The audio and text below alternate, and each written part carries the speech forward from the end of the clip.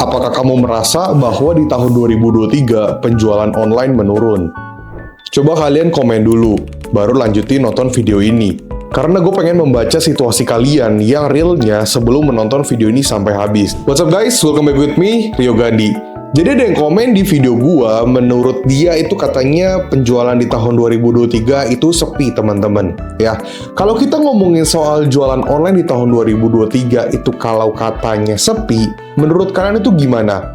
Ya, buat teman-teman di sini yang udah komen, ya gua tahu banget dimana banyak yang merasa bahwa penjualan di tahun 2023 itu menurun.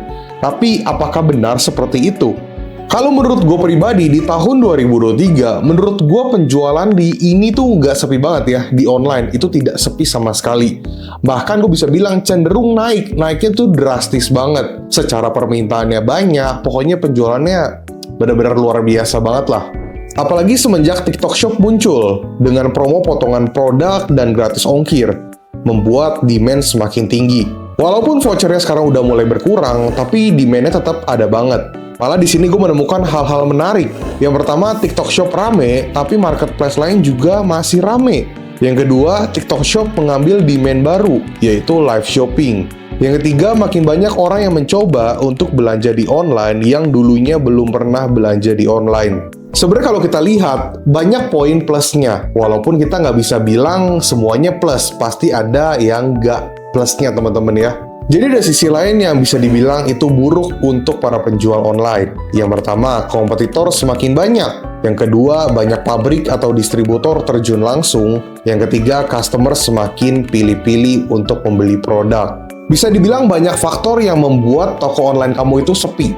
Ya, dari pengunjungnya sepi, dari ordernya sepi. Paling sedih sih dari segi pengunjung ya teman-teman ya. Kalau dari segi orderan tapi pengunjung masih rame sih masih fine. Mungkin yang salah adalah mungkin produk jualan lu atau mungkin harga lu lah. Cuman kalau misalnya kita ngomongin tiba-tiba pengunjung drop, pesanan drop, itu kan kita kena mental. Psikologi kita kena. Apa sih yang membuat kita tuh jadi turun begitu tokonya? Ya, karena bisa dibilang kompetitor itu udah semakin banyak banget teman-teman. Karena semakin banyak kita jadi pusing. Sedangkan harusnya kita berpikir gimana caranya toko kita mulai naik lagi. Kita bisa maksimalkan aktivitas-aktivitas kita di toko online untuk membuat toko kita akhirnya kembali rame lagi. Jadi bisa dibilang faktor yang membuat toko online kamu menurun bukan karena demand atau permintaan, melainkan karena banyaknya kompetitor dan kurangnya aktivitas yang kamu lakukan di toko kamu. Baik secara update produk, iklan, aktivitas promosi, live streaming, exposure toko atau produk. Yes, itu mempengaruhi banget. Ya, seperti tadi gue infokan bahwa itu benar-benar berpengaruh banget terhadap toko kita. Jadi teman-teman, kalau misalnya kalian bertanya, waduh, kalau misalnya kita jualan online saat ini, toh gue udah berjalan let's say 2-3 tahun tiba-tiba menurun. Atau mungkin teman-teman di sini yang bertanya ke gue, apakah kalau jualan online saat ini masih oke? Demand-nya masih oke? Jawaban gue adalah masih banget. Cuman memang kita harus lebih ekstra. Bener-bener ekstra banget teman-teman. Penuh effort, penuh perjuangan supaya toko kita tuh bisa rame kembali atau mungkin yang baru jualan di online bisa rame. Karena kompetitornya udah makin banyak. Demand-nya mah permintaannya bener-bener tinggi-tinggi terus. Jadi menurut gua kalau misalnya teman-teman di sini yang pengen jualan online saat ini, ya boleh-boleh banget. Dan buat teman-teman di sini yang merasa dulu tokonya rame sekarang sepi, ya udah puter caranya gimana caranya toko lo bisa kembali rame lagi. Kecuali memang produk yang kalian jual udah ketinggalan banget ya. Tapi nanti kita bahas mengenai caranya gimana ya, supaya bisa rame lagi tentunya. Jadi kebanyakan tuh seller takut ngelakuin sesuatu karena takut gagal, atau sayang budget marketing. Justru kalau lu takut melangkah, yang ada toko lu akan semakin drop, dan akhirnya bisa bener-bener ngebuat bisnis online lu tuh kacau balau. Memangnya lu mau seperti itu? Enggak kan? Coba deh, lu ubah mindset dan psikologi lu. Semakin lu takut untuk mencoba, semakin lu takut untuk melangkah, maka kemungkinan besar toko lu semakin drop itu bener-bener semakin gede. Oke? Jadi kalau toko lu udah drop, atau mungkin toko lu masih baru, masa iya sih lu takut untuk iklan? Masa iya sih lu nggak mau explore?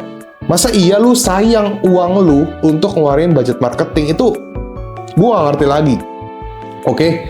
Namanya lu pengen toko lu rame, ya udah pasti lu harus bener-bener lakuin promosi lah. Lah udah gitu kan toko lu bener-bener bekas turun teman-teman. Jadi wajar-wajar banget lah. Jangan takut untuk melangkah. Namanya bisnis, kita juga harus mengambil resiko. High risk, high return. Low risk, low return. Capek itu wajar. Mengikuti era itu harus. Namanya juga bisnis digital.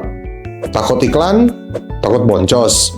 Semua yang iklan itu pasti ada boncosnya. Gue kasih tau fakta ya, toko yang udah gede pun pasti ada aja produk yang di iklan itu boncos. Kita bahas mengenai upgrade toko. Coba lu bisa mulai dengan upgrade toko lu. Cari produk yang masih fresh, yang demand-nya masih oke. Ubah foto, ubah judul lu, jaga kualitas pelayanan dan performa toko lu. Capek, pasti capek. Apalagi kalau produk aktif kalian tuh ada banyak sekali. Lalu marketing effort.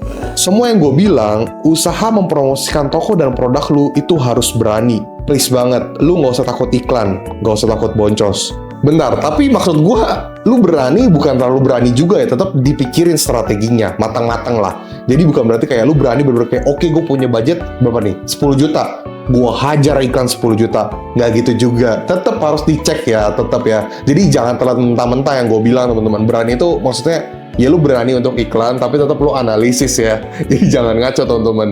Oke, karena lu bilang kalau misalnya lu berpikir kayak gue takut boncos, semua toko itu pasti pernah boncos teman-teman ya. Yang seperti tadi gue bilang, toko gede pun sampai detik ini nih, kalian nonton video ini, banyak sekali toko gede itu ada produk yang iklannya masih boncos. Gue tahu banget.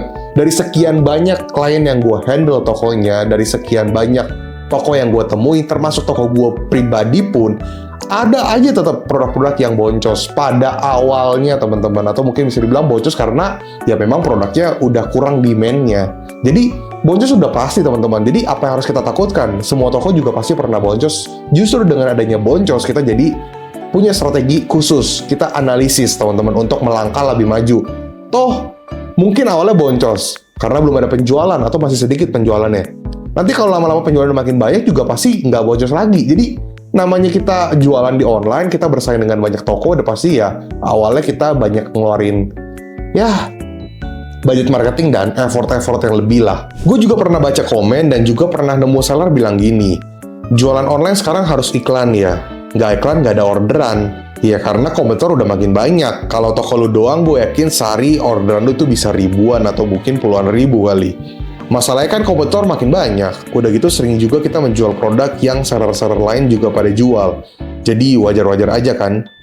So jadi segitu aja saran dari gua buat teman-teman di sini yang takut lagi kena mental atau psikologinya lagi kena.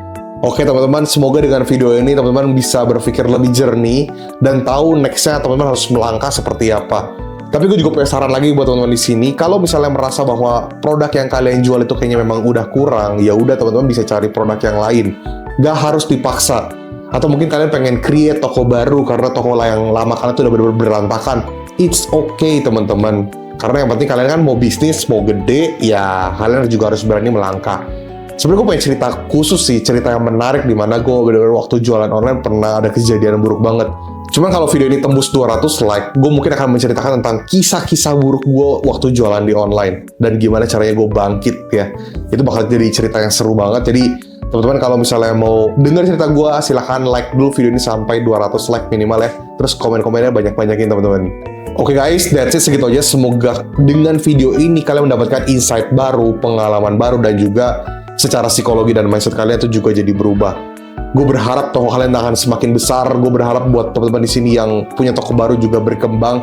Gue menunggu kalian see you on top. Dan gue juga penasaran banget untuk ngecek toko-toko kalian. Jadi semangat jualannya. Namanya kita jualan di bisnis digital, udah pasti kita harus terus berkembang. Oke, terus semangat. Terima kasih sudah menonton video ini sampai habis. Sampai detik ini gue bener-bener appreciate banget buat teman-teman semua di sini. Jangan lupa like, komen, dan subscribe. Buat teman-teman di sini yang pengen join grup Telegram gue, silahkan join. Linknya di deskripsi. Dan buat teman-teman di sini yang pengen nanya-nanya soal digital course gue, bisa ke desti.store/riogandhi. Dan buat teman-teman di sini yang pengen nanya soal jasa konsultan atau kelas offline gue, bisa hubungi ke nomor yang ini. Ya, nomor itu teman-teman ya.